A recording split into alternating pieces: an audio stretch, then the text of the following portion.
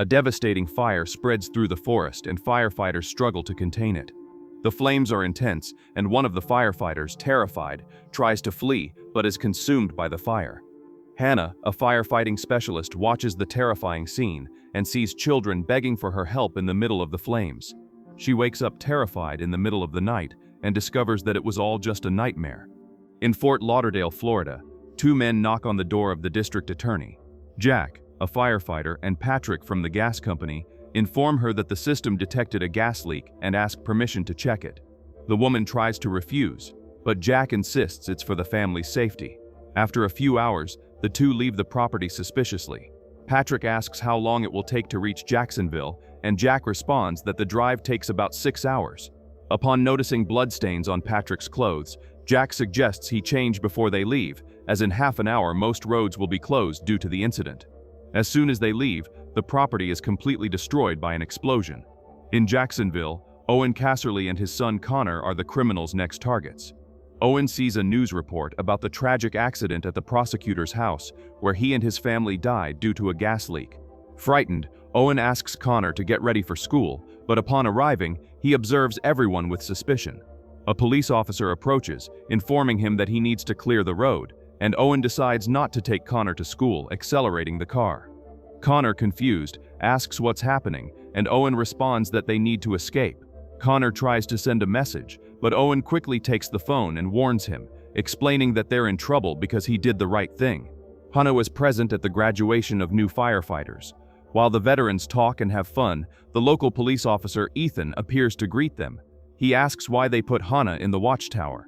With discontent, she responds that maybe it was luck, adding that her boss loves to waste talent.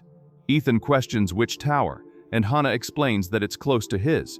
After the conversation, Ethan says goodbye to the veterans, and Hannah's colleagues joke that she's in love with Ethan, and in a way, she doesn't deny it. Later at the rookie party, the colleagues have fun while Hannah shows dissatisfaction and decides to act. A colleague rushes into the bar and informs his boss, Ryan, that Hannah did something unexpected again. She climbs into a pickup truck with a parachute, defying Ryan's warning that she doesn't have permission to do so since she hasn't completed the course. Ignoring him, she asks the driver to accelerate and soon opens her parachute, but lands on the shoulder because she used the equipment at a low altitude. Ethan appears serious and arrests her for disobeying. Hannah tries to argue, but he responds that he can't do anything else since she always seeks trouble. Arriving at the police station, Ethan comments that Hannah's actions aren't for fun, but to prove herself to others. She remains silent, and Ethan suggests that some time in the tower could help her improve. Meanwhile, the pair of assassins arrives at Owen's house and begins searching the location for him and Connor, but fails to find them. Jack goes to the kitchen, fiddles with Owen's computer, and discovers that he's already aware of the situation and decided to flee. He warns Patrick to look for clues around the house and mentions that Owen withdrew $10,000, deducing that he plans to hide. Patrick finds a portrait of Owen with Connor at the rescue school, which is also where Hannah works. Jack gets excited about the discovery and comments that they now have a new lead to follow. Meanwhile, Owen explains to his son the reason for the escape. He reveals that he works as a forensic accountant and found discrepancies in the numbers. Because of this, his superior was murdered, and Owen believes that, following his father's intuition, he will be next. Ethan returns home and finds his wife Allison, who is pregnant. Allison comments that she heard he arrested Hannah, and Ethan explains that he did so because she disobeyed his orders. Allison tries to defend Hannah, revealing that the two had a relationship in the past. Ethan doesn't want to discuss this with Allison, and she agrees, warning that dinner is ready. As the couple relaxes, the phone rings. It's Owen, who asks to speak with Ethan and says he's gotten into serious trouble, needs help, and is on his way. The next day, Ethan meets with the sheriff to update the situation. The sheriff asks what he knows about Owen, and Ethan reveals that Owen married his sister and that Connor is his nephew. The sheriff mentions that he can't do much, as the case is the FBI's responsibility. Ethan says he's already tried that, but Owen wants him to bring reporters, and the sheriff quickly asks him not to do that.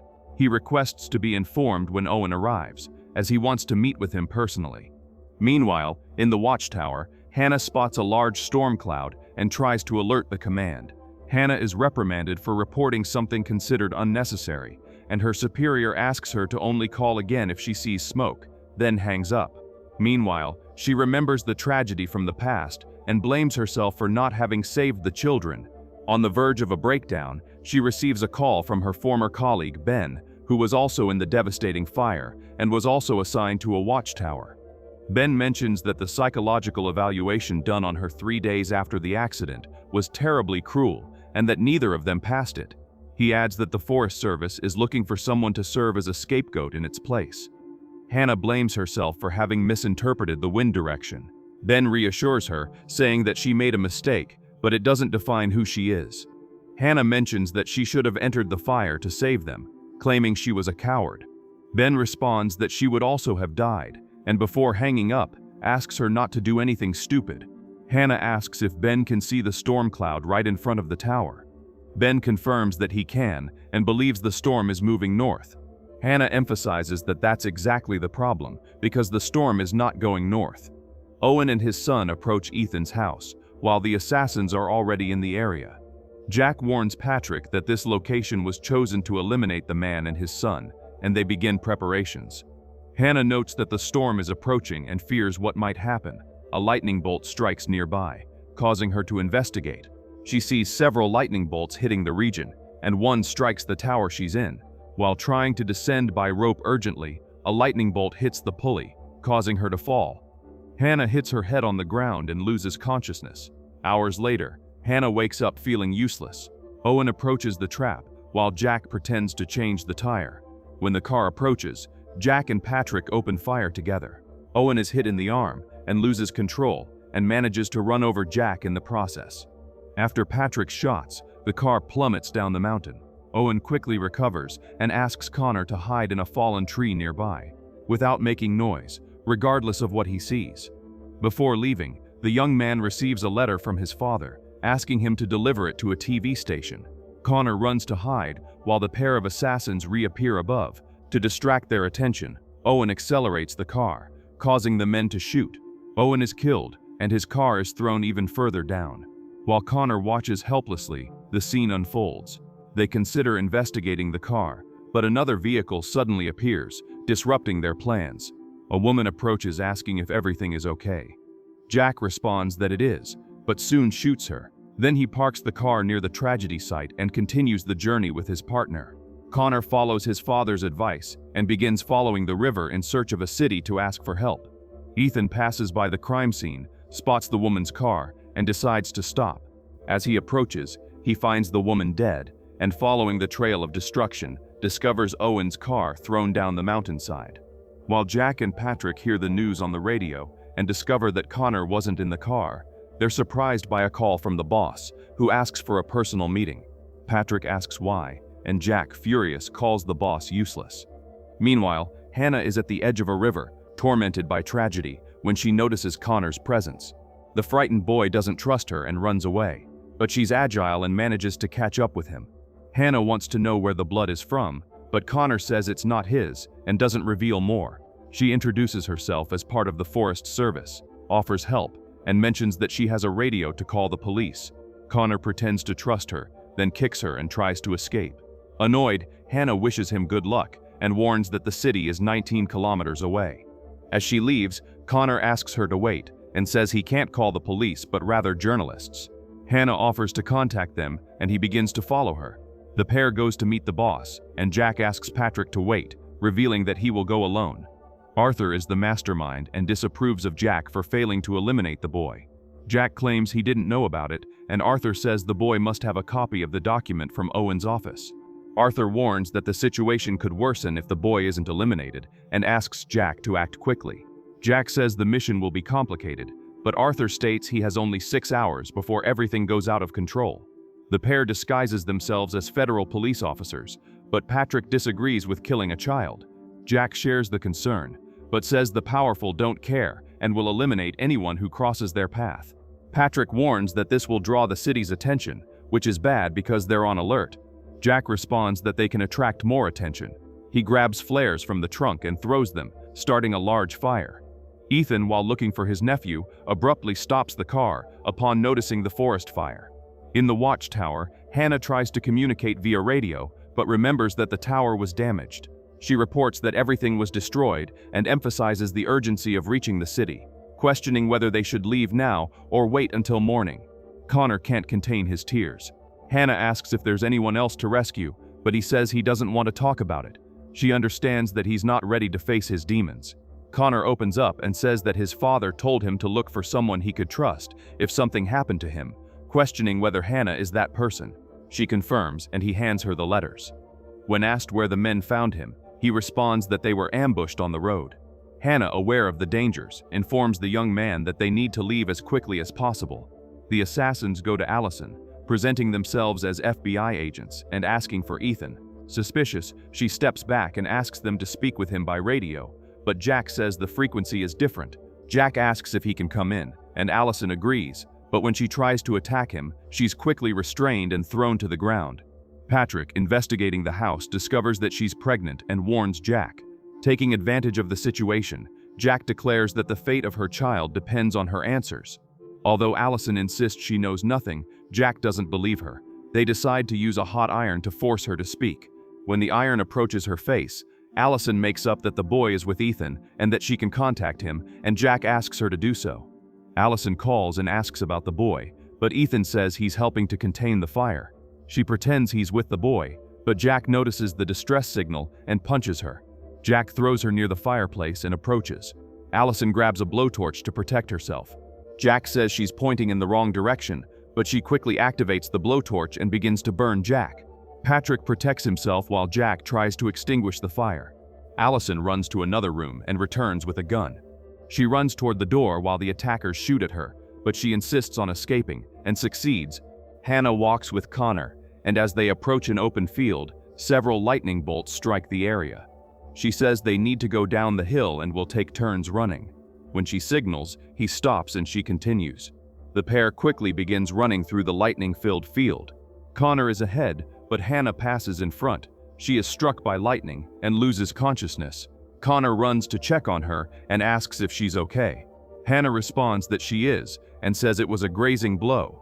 Hannah says that they need to move forward, and Connor breaks down in tears as he remembers that his father was killed in front of him. Meanwhile, the assassins search for Allison, but fail to find her and notice a police car approaching. The two quickly find a place to hide. Ethan gets out of the car with the sheriff, but he's shot and ends up dead. Ethan begins to shoot back, but is quickly surrendered by Jack. He orders Ethan to lie on the ground while he asks some questions. He comments that his wife will be eliminated for lying and burning his face. Then Jack asks where the boy is, and Ethan informs him that he hasn't been found, believing that he was thrown from the car. A search team was sent to rescue the boy, but due to the fire, all operations were postponed. Jack states that they will find the boy. Patrick, reluctant to kill a pregnant woman, warns Jack that they don't have time to locate them. Jack agrees and decides to take Ethan with them. In the forest, Hannah tries to cheer up Connor, saying that all of this will just be a bad memory, while she makes a fire to warm them. Connor smiles at her jokes and says that she's become important to him, observing that she seems sad. She decides to tell him about the fire that cost her her job and the lives of innocents. She says she feels guilty because instead of putting out the fire, they simply fled in fear. Connor mentions that he saw his mother die of cancer and couldn't do anything. Hannah jokes, saying it's impossible to suffer in front of him. Ethan arrives at the accident site accompanied by the assassins and comments that there's no way the boy could be safe, as he's seen many accidents like that. Jack responds that that's good for them, as it will be easy to find him, and asks Ethan to help with the search. Ethan begins to search the area and moves near the river, where he finds the boy's footprints, but quickly turns off his flashlight. Patrick notices this and asks what he's doing, but Ethan can't hide the trail. Patrick spots that the boy is alive, and Jack says they will use Ethan's tracking skills for the search. Ethan, frustrated, declares that he won't help them anymore and says he knows how this will end. Jack tries to convince Ethan to take the opportunity, but he, annoyed, warns that if they leave him alive, he'll tell others where they are. Jack insists that he won't do that. Ethan snaps, and Patrick asks permission to eliminate him, but Jack remains silent.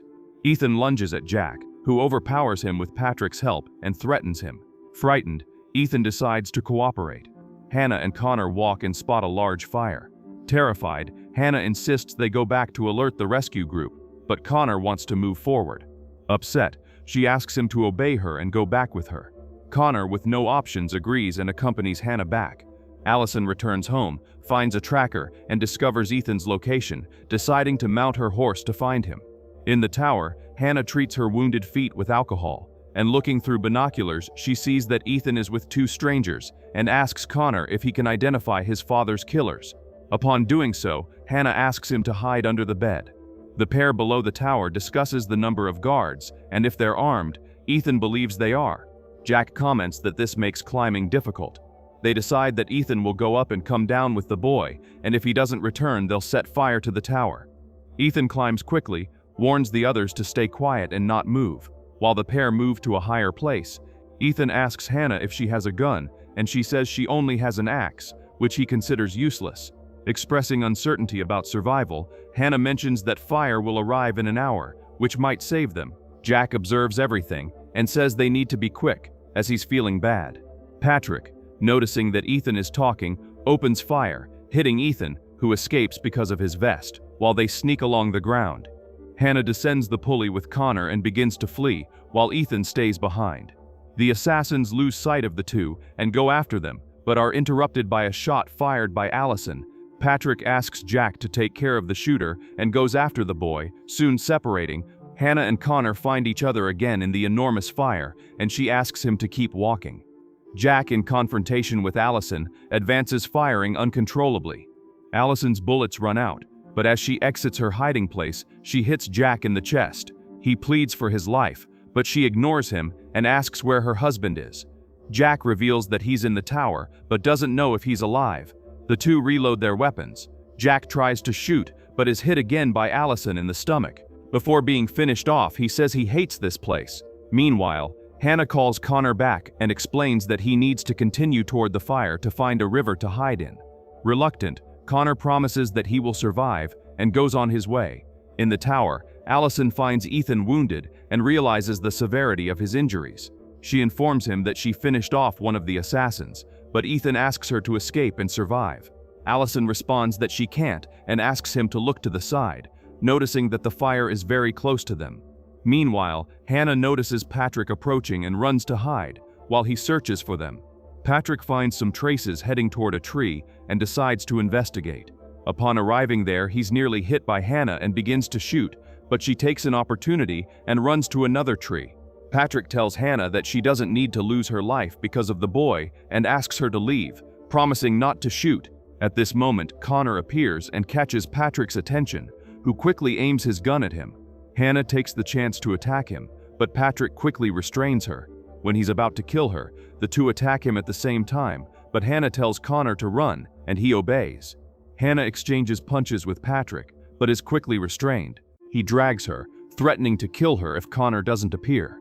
Patrick punches Hannah, promising to stop if the boy leaves, but warns that he'll hurt her if he continues to hide. Connor asks Patrick if by coming out he will let Hannah go. Patrick responds that he won't and promises to give her a quick death. When he's about to hurt Hannah, Connor asks him to stop.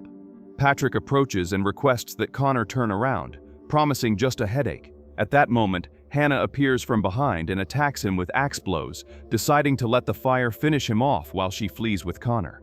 Patrick dies burned, and Ethan and Allison remain in the tower, waiting for a helicopter.